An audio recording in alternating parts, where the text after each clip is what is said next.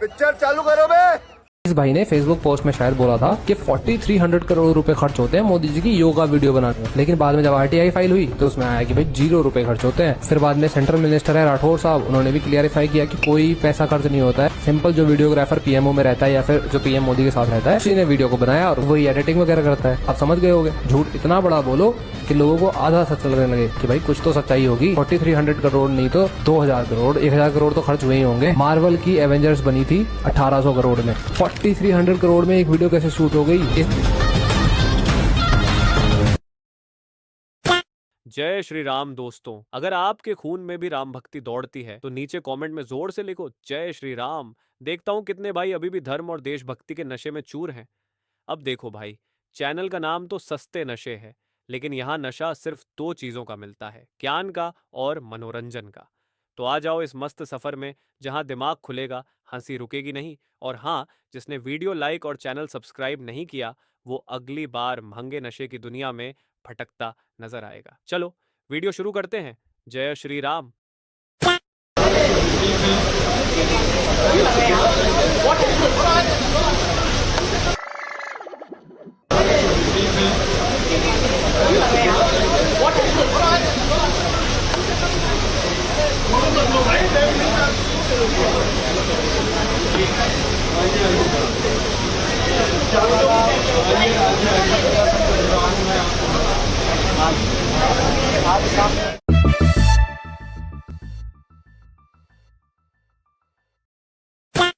जब मोदी करता है, जब मोदी करता है, वास्तविकता के साथ जागो। दंगों की जांच के लिए जो एसआईटी की रचना की है, उस एसआईटी ने मुझको एक चिट्ठी लिखी थी, जिस चिट्ठी में 27 तारीख को मिलने के लिए बताया था और आज 27 तारीख को मैं एसआईटी के सामने प्रस्तुत हूँ। मैं आपको बताता हूँ दुरुपयोग कैसे होता है, मैं उसका भुक्तभोगी हूँ। हमारे खिलाफ कोई भ्रष्टाचार का केस कांग्रेस ने नहीं किया था, एक एनकाउंटर हुआ था, उसमें मैं राज्य का गृह मंत्री था, मुझ पर केस कर दिया और सीबीआई ने मेरी अरेस्ट की। अरेस्ट में सीबीआई के रिकॉर्ड पर आज भी टैप किया हुआ पड़ा होगा, अगर प्रामाणिकता से टैप किया तो सीबीआई के उस वक्त के अफसरों ने, और मिटा नहीं दिया कांग्रेस सरकार ने। तो 90% सवालों में यही था कि काहे को परेशान हो रहे हो, मोदी का नाम दे दो आपको छोड़ देंगे। हमने तो काले कपड़े नहीं पहने, कोई विरोध नहीं किया। मोदी जी के खिलाफ एसआईटी बनाई, एक राज्य के मुख्यमंत्री के, कोई करप्शन का केस नहीं था, दंगों में इन्वॉल्वमेंट का केस करा फर्जी टाइप का, जो अंत में सुप्रीम कोर्ट ने खारिज किया। हमने कोई हाई तौबा नहीं करी थी, कभी काले कपड़े पहनकर संसद को हमने जाम नहीं किया था। जब मोदी करता है, जब मोदी करता है, कोई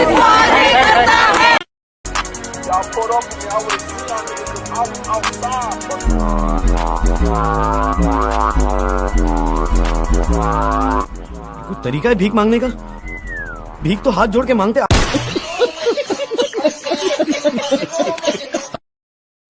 प्रियंका जी, मिंटा देवी के बारे में कुछ बताइए। 124 साल की है ये मिंटा देवी। प्रतीक है और मतलब इसी चीज का कि क्या जो राहुल जी ने सब प्रेस कॉन्फ्रेंस में बताया कि सब फर्जी वोट लगा रखे हैं। संसद परिसर में बिहार से कुछ विपक्षी सांसद मिंटा देवी नाम की टी शर्ट पहनकर पहुंचे। सांसदों का कहना है कि सिवान में एक 124 साल की महिला है मिंटा देवी और उनका पहली बार वोटर लिस्ट में नाम शामिल किया गया, जो कई सवाल खड़े करता है। अच्छा, आपका वोटर लिस्ट में कहाँ नाम है? अभी कहीं नाम नहीं है। पहले बार हम वोटर लिस्ट बनवाए तब तक ही बवाली मचिए गए। अब आपको 1900 का आपकी जन्म तिथि जो है 1900 बताया जा रहा है, 124 साल। तो ये बताइए कि 124 साल बताया जा रहा है, हम ही मान रहे हैं, मगर फिर ये तो गलती हम नहीं ना किए हैं। नहीं, हम नहीं किए हैं, काहे कि हम तो जो दिए हैं आधार के अनुसार दिए हैं। अच्छा। अब आप टाइपिंग कर रहे हैं कि कौन कर रहा है, ये टाइपिंग करने वाले में इसमें मेरा गलती कोई नहीं है, काहे कि हम तो जो कागज दिए हैं वो सही दिए हैं। तो पहली बार आपको 35 साल की उम्र में, मगर 35 साल की तो नहीं ना हूँ, अब दादी बन गई हूँ ना। अब 124 साल, 125 साल तब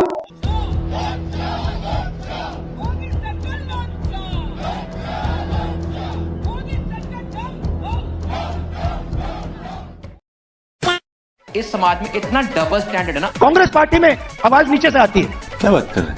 हमारा छोटा का छोटा कार्यकर्ता हमारे किसी भी नेता को टोक सकता है, सही है ना? हमारे कार्यकर्ता मेरे सामने आते हैं और मुझे कहते हैं राहुल जी ये जो आपने किया मुझे अच्छा नहीं लगा, और फिर मैं उनको समझाता हूँ कि देखिए मैंने ये इस कारण किया, और मैं उनकी सुनता हूँ, उनकी जो आवाज है उसका आदर करता हूँ, उसका रिस्पेक्ट करता हूँ। Rahul's vote chori march began. Karnataka Cooperative Minister K.N. Rajanna said the voter rolls were prepared during Congress party's tenure. He asked publicly why didn't anyone speak up back then. He's also highlighted that if there were irregularities, and there are irregularities, all of it happened during the Congress's term.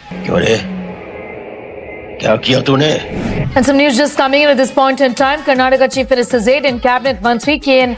Rajanna has tendered in his resignation. So there's been action against him. ऐसी बात है मंत्री जी, हवाई जहाज तो कभी उड़ाया नहीं, आदमी उड़ाता हूँ। 370 को कहते हो खत्म करो, अरे करोगे तो फिर इलाहा किधर रहेगा? अल्लाह की कसम कहता हूँ, मेरे ख्याल से अल्लाह को यही मंजूर होगा हम इससे आजाद हो जाए। मैं भी देखता हूँ फिर कौन इनका झंडा खड़ा करने के लिए तैयार है, मैं भी देखता हूँ, आप भी देखते हैं। सर हर घर में तिरंगा, कैसे देखते इसको? सर हर घर में तिरंगा, कैसे देखते इसको? आर्टिकल 370 देश की एकता में रुकावट बना पड़ा था, दीवार बना पड़ा था। देश की एकता हमारी प्राथमिकता थी, जो कि हमारी संविधान की भावना थी, और इसलिए धारा 370 को हमने जमीन पर उतार दिया।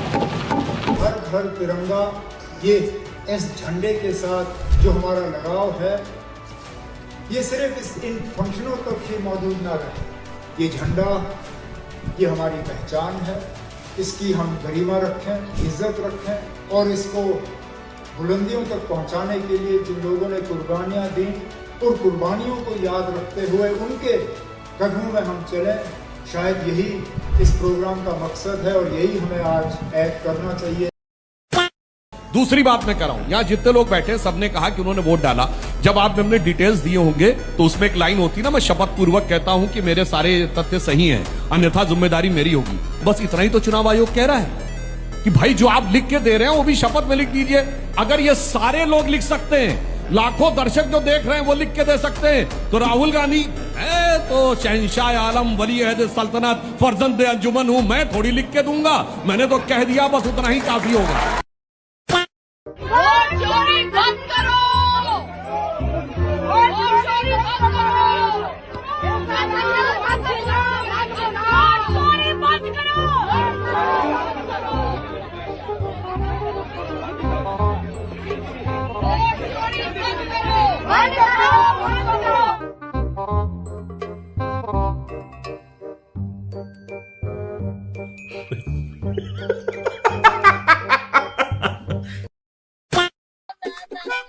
हाँ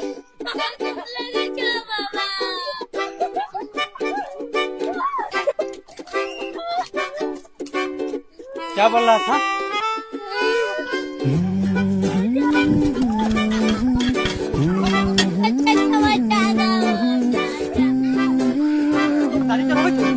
प्रसादी चढ़ाते हो? प्रसादी चढ़ाएगा भैया से? आई से कांग्रेस का अगला सदर ही आजाद हिंदुस्तान का पहला प्राइम मिनिस्टर बने। सबने एकमत होके सरदार पटेल को चुना।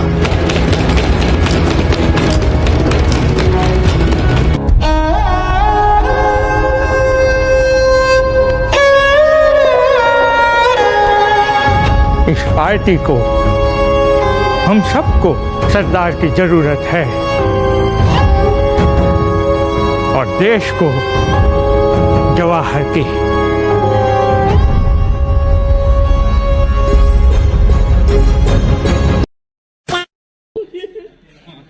बाबू, बाबू, देश, बाबू।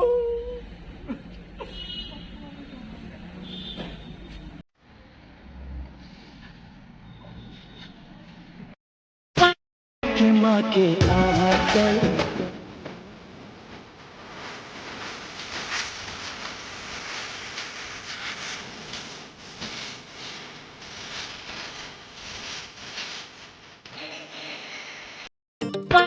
जहाँ पाँव में पायल हाथ में कंगन